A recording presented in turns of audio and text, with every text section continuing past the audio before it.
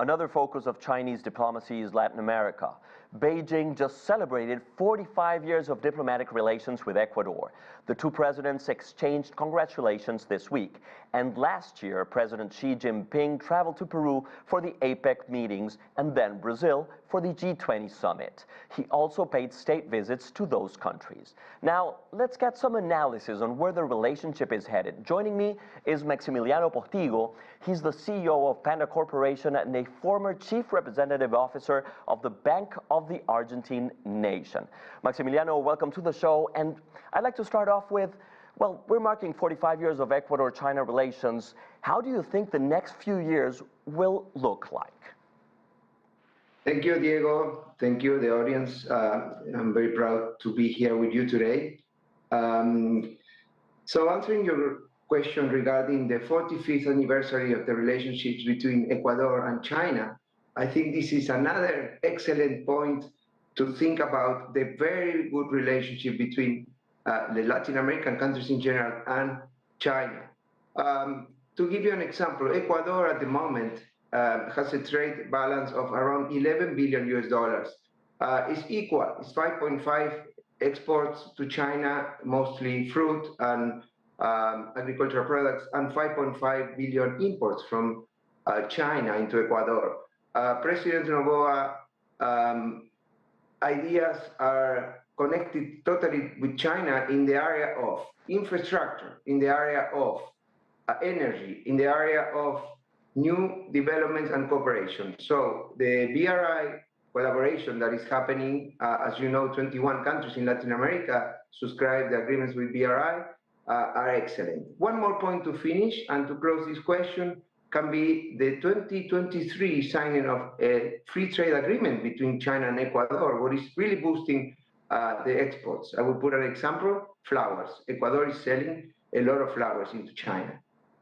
This is super interesting, but I'd like to pick on something you just said. You spoke about the Belt and Road Initiative. It has left its mark across Latin America, but which projects do you think are most important in this context?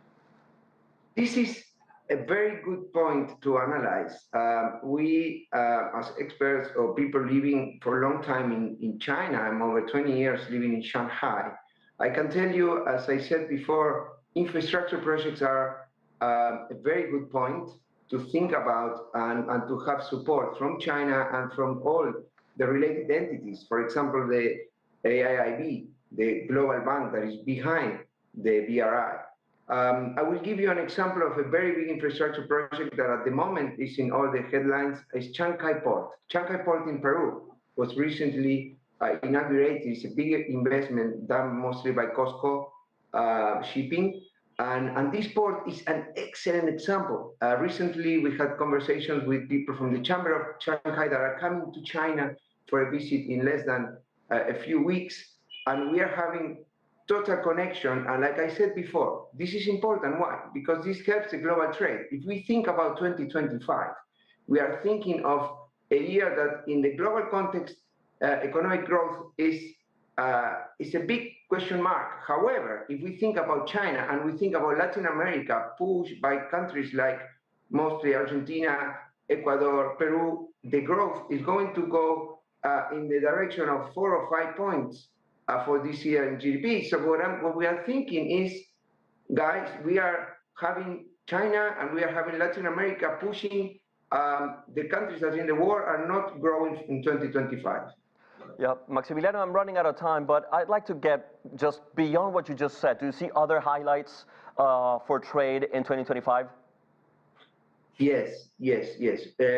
As I was saying before, we are having visits. We had recently the visit of the President of China, Mr. Xi, to Latin America, what is a very good indication of the ties between China and the region. That happened in APEC meeting in Peru, G20 in Brazil, and now we are going to have, for example, the visit of the President of Argentina, Javier Milei, to China.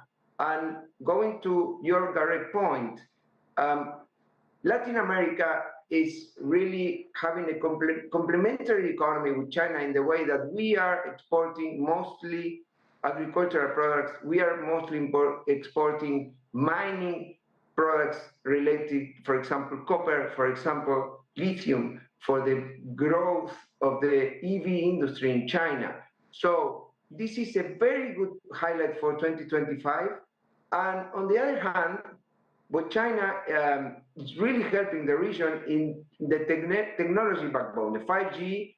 Huawei is really expanding investments, and this is a necessity. We need more infrastructure. We need more technology in Latin America. We need more connection.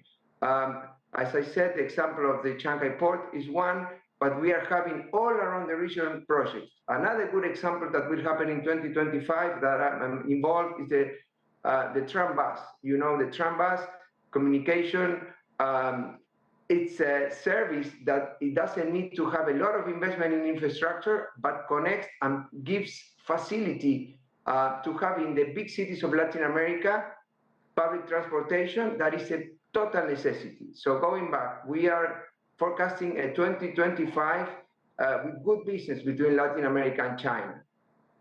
Interesting. Thank you very much, Maximiliano Postigo. Thank you for your time. Great having you.